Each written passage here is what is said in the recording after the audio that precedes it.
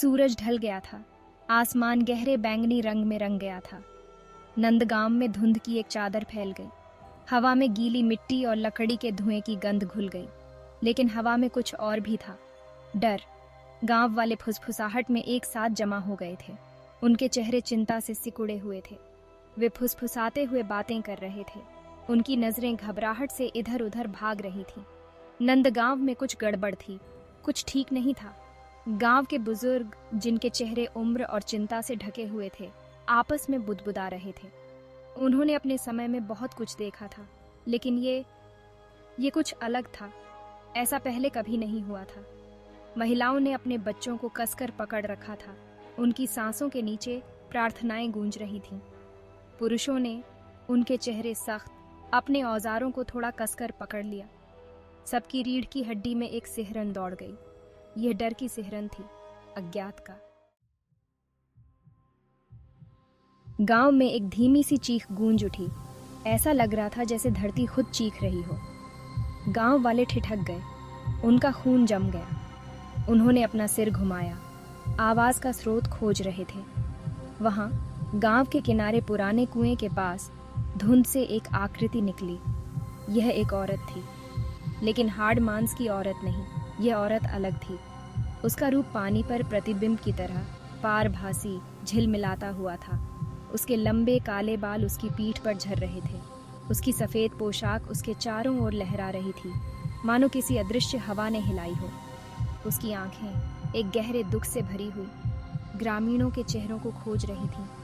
वह एक भूत थी, एक खोई हुई आत्मा, इस दुनिया और अगली दुनिया के बीच फंसी हुई है, और वह उन्हें कुछ बताने की कोशिश कर रही थी। पर क्या? भूत कुएं की ओर बढ़ा। उसका रूप पानी पर चांदनी की तरह लहरा रहा था। उसने एक हाथ बढ़ाया, मानो उसकी गहराई में किसी चीज को छूने की कोशिश कर रही हो। उसकी आवाज हवा पर एक फुसफुसाहट, दूह की एक धुन लिए हुए थी। उसने एक गलत काम की बात की, एक गलत जो सुधारने की जरूरत थी। लेकिन उसकी आवाज बहुत धीमी थी।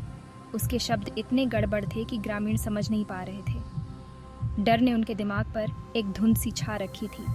गांव वाले भयभीत होकर देखते रहे। उन्होंने कहानियां सुनी थीं, पीढ़ी दर पीढ़ी चली आ रही फुसफुसाहट, उस भूत के बारे में जो पुराने कुएं में रहता था, लेकिन उसे आज तक किसी ने नहीं देखा था। अब तक नहीं। भूत का दुख स्पष्ट था।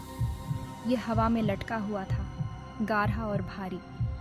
वह फंस गई थी, किसी अधूरे काम से इस दुनिया से बंधी हुई है। पर वो क्या था? वह क्या चाहती थी? भाग 4, अग्नि की रस्म। रामलाल नाम का एक बूढ़ा गांव का मुखिया आगे बढ़ा। उसने एक हाथ ऊपर उठाया। उसका चेहरा भय और दृढ़ संकल्प का मुखौटा था। उसे कुछ करना था। उसे अपने गांव की रक्षा करनी थी। हमें आत्मा को शांत करना होगा, उसने घोषणा की। उसकी आवाज थोड़ी कांप रही थी। अनुष्ठान की तैयारी करो। ग्रामीण हरकत में आ गए। वे जल्दबाजी में बनाई गई चिता के चारों ओर जमा हो गए। उनके चेहरे टिमटिमाती लपटों से रोशन थे। उन्होंने प्राचीन शब्दों का जाप किया।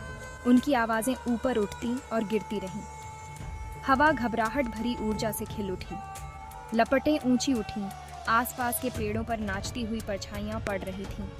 ग्रामीण मंत्रों की लय पर झूम उठे। उनके चेहरे डर और आशा के मिश्रण से सराबोर थे।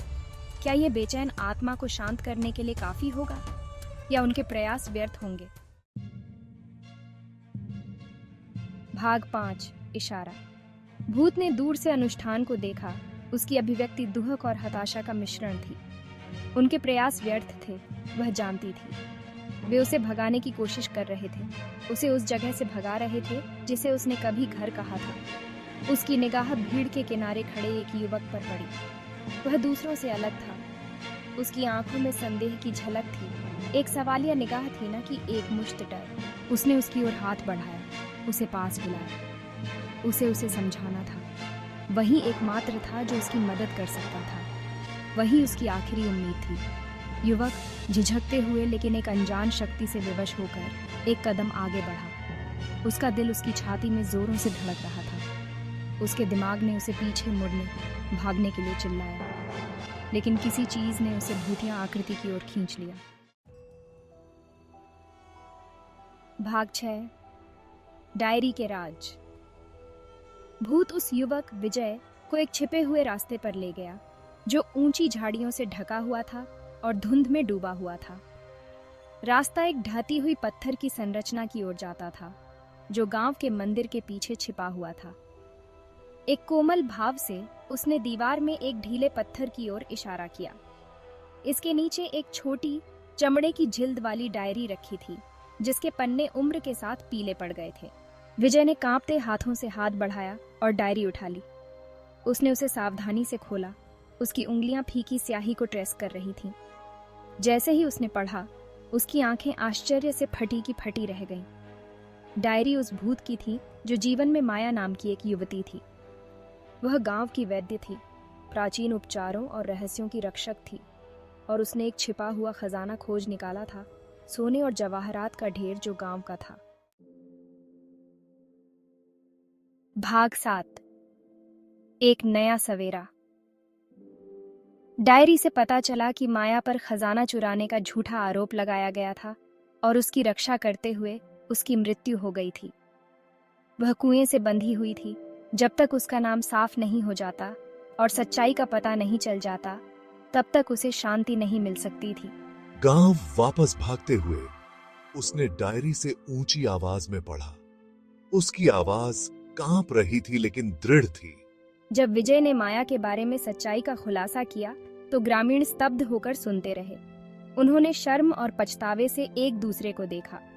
उन्होंने एक निर्दोष महिला, उनके गांव के रक्षक को डर और संदेह के आधार पर दोषी ठहराया था। वे कुएं की ओर मुड़े, उनके सिर माफी मांगते हुए झुके हुए थे। धीरे से, हमें बहुत खेद है माया। हमें माफ कर दो कृपया। जैसे ही उन्होंने क्षमा याचना की, उगते सूरज की कोमल चमक में नहाई हुई भूत मुस्कुरा दी। उसके गाल पर एक आंसू लुढ़क गया, कृतज्ञता और राहत का आंसू। ग्रामीण विस्मय से देखते रहे क्योंकि माया फीकी पड़ने लगी। उसका रूप जो कभी ठोस और दुहक से भरा हुआ था, पारभासी हो गया, सुबह की ओस की तरह झिलमिलाता हुआ। एक अंतिम कृतज्ञ मुस्कान के साथ वह भोर की सुनहरी रोशनी में विलीन हो गई। देखो, अब वह शांति से है। गांव सुरक्षित था। सच्चाई की जीत हुई थी। विजय कुएं के पास खड़ा था। माया की डायरी उसके हाथ में कसकर जकड़ी हुई थी। डायरी माया के बलिदान और ग्रामीणों की नई समझ का प्रतीक, हमेशा के लिए उस रात की याद दिलाता रहेगा जब नंदगांव के भूत को शांति मिली थी। गांव एक नए दिन के लिए जागा। उगते सूरज की गर्म चमक से धुंध छंट गई थी। हवा जो कभी डर से भारी थी, अब जीवन की आवाजों से गूंज रही थी। ग्रामीण अपने दैनिक कामों में लग गए। उनके चेहरे एक नई शांति से सराबोर थे। उन्होंने माया के साथ अन्याय किया था, लेकिन उन्होंने खुद को भुनाया भी था। उन्होंने उस रात एक बहुमूल्य सबक सीखा था। डर के बारे में एक सबक, सच्चाई के बारे में और क्षमा की स्थायी शक्ति के बारे में।